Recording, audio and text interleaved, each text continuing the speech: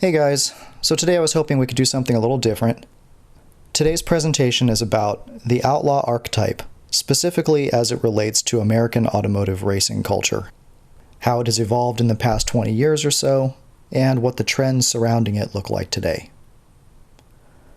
Consider for a moment the Volkswagen Beetle, a purpose-built economy car born out of necessity, adopted by the hippie movement as an expression of their values, and eventually repackaged and sold back to us as a caricature of not only its former self, but the former self of an entire ideology. This follows the life cycle of a trend, which is best illustrated here in the first 3 panels of one of my favorite comic strips. I'll give you a moment to read this, and I'll be right back.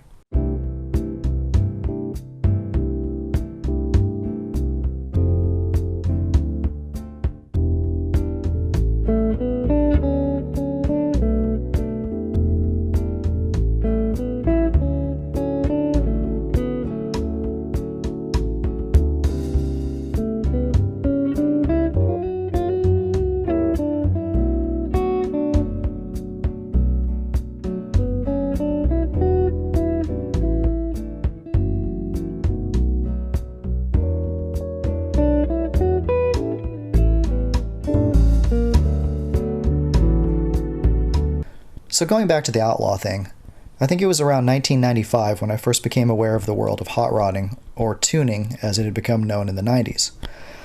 Automotive tuning was a term that apparently was attached to the import racing scene exclusively, which was really starting to take over. I had just bought my first car, which was a 1973 Datsun 240Z, and I'd fallen in with a bunch of Datsun enthusiasts, and got a job working at Craig & Auto so I could learn how to work on my own car. And that's when I started seeing people my age in these tricked-out Hondas rolling through our parking lot, coming in asking for parts. And working behind the parts counter, we had a front-row seat to this whole craze, on the consumer level. Some of our coworkers were into it, but unless they were serious and really understood the fundamentals of speed and auto mechanics, they tended to just be trend followers. At Cragen, we called these people Mokes. They were the target demographic for performance parts with the Outlaw vibe. The ones with more money than smarts, wallet racers, and a great indicator species for this presentation. The hot ticket items for these kids back then were side markers and 4-inch tips. Side markers because that was the cool Japanese style. You wanted to have your turn signals behind your front wheel. And 4-inch tips because, well,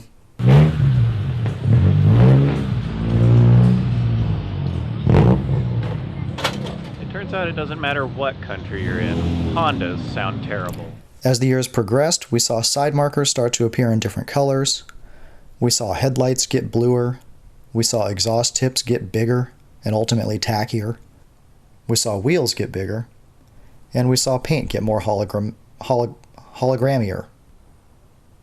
But then one day it was like people finally started losing interest. And I think it's because of 3 things. 1. All the beloved, fun, affordable, sporty import cars became unobtainable supercars.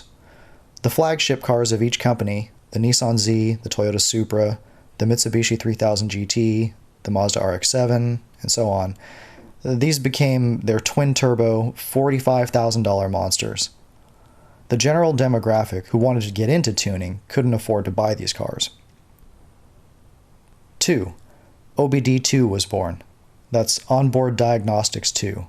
Cars were required to have these government-regulated onboard diagnostic systems that, in conjunction with new stringent smog laws, helped to meet new smog standards, but also made it intentionally difficult for people to legally own and run a modified engine. In other words, tuning was becoming a pain in the ass. 3. The Fast and the Furious happened. The complete caricaturization of street racing. Now this cemented the notion in our popular culture that this is what the outlaw racer looks like. And this is what their cars look like. These guys don't dare drive a car dangerously unless it has a flawless candy paint job. And that's reflective of the time, because if you went to car shows in the 90s or early 2000s, this is all you saw.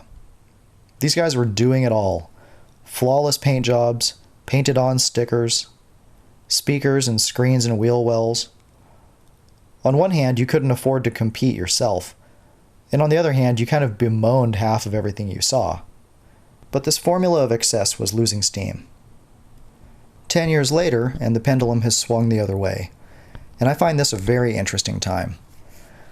The rat rod scene has emerged, a term first given to this car built by Robert Williams, who decided he wanted to build a Ford hot rod similar to the cars he used to see around his neighborhood as a kid.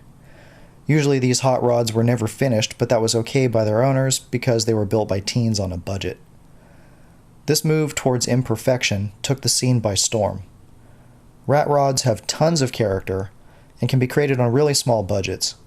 And on top of that, they're fun to drive, in part because you don't have to worry about anybody or anything messing up your show car finish.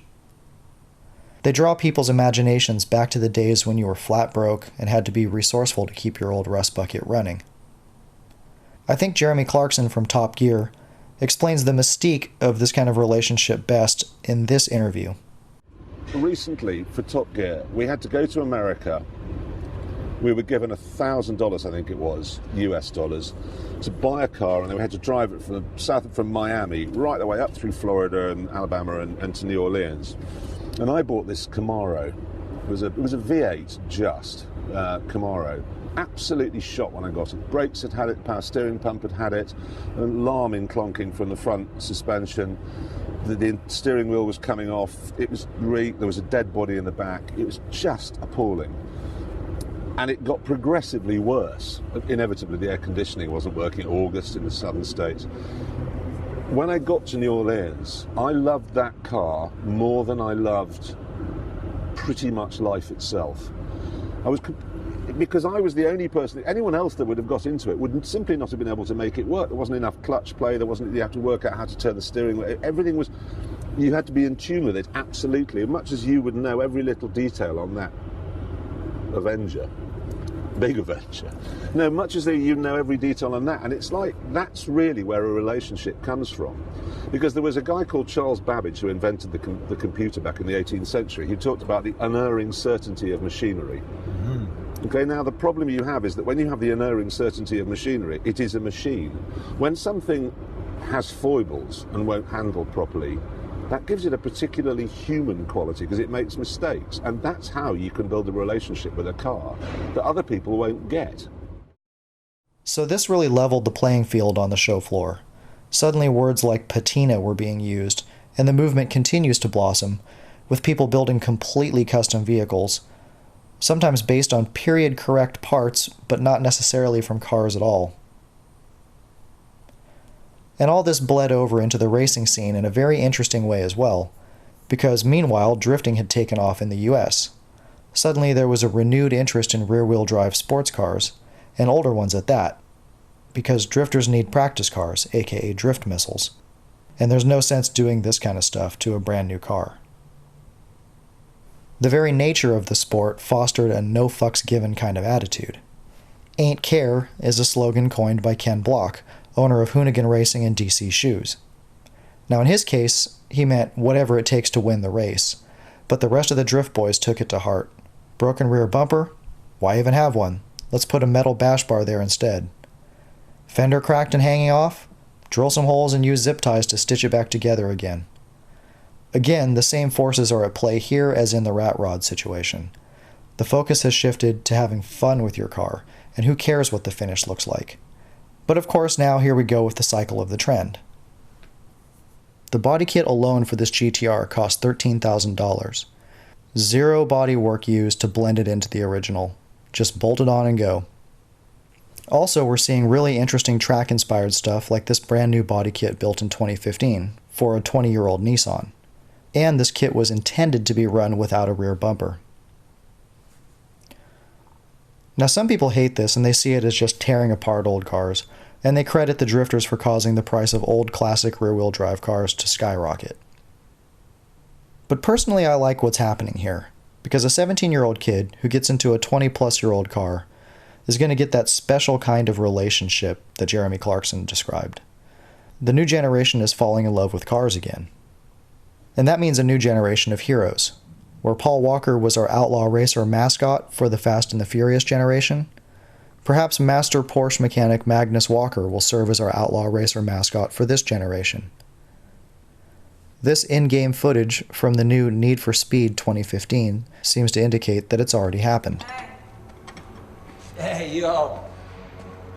I saw a Nakai-san work a build once. It took him 4 hours just to fit one wide-body flare. Folks came and left. An unartistic mind grows bored with perfection. But the Nakai-san, every panel was a single brushstroke. It was a masterpiece. Precisely why I'm worried he'll never come. Don't worry, he'll come.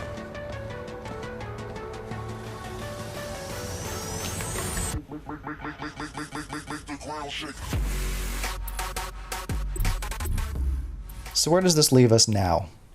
Recently I went to the California Automotive History Museum, and I learned how much of our automotive styling cues throughout history are reflective of our aspirations as a culture. For example, in the 1950s, when we were aspiring to get to space, the hood ornaments and the tail fin sections of our cars resembled rockets. Today, on one hand, we have electric car culture, Tesla, the BMW i8, the new NSX. Hell, even the McLaren P1 is a hybrid. So the Automotive Outlaw has plenty of green options. But remember what Jeremy Clarkson said in that quote about the infallibility of computers in regards to being able to build a relationship with the thing. But on the other hand, we have a strongly revitalized tuner movement happening right now, with the drift scene growing bigger every day and people burning rubber into the atmosphere. It's important to realize that both of these expressions are about survival. One is about survival of our ecosystem, the other is about survival of the spirit.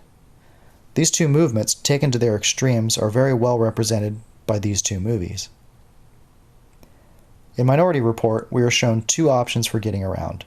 Your autonomous electric pod that detaches from your house and takes you to work on an administrator-controlled maglev kind of track, and the Lexus frickin' whatever the hell this is that runs on God knows what and is assembled and painted entirely by robots.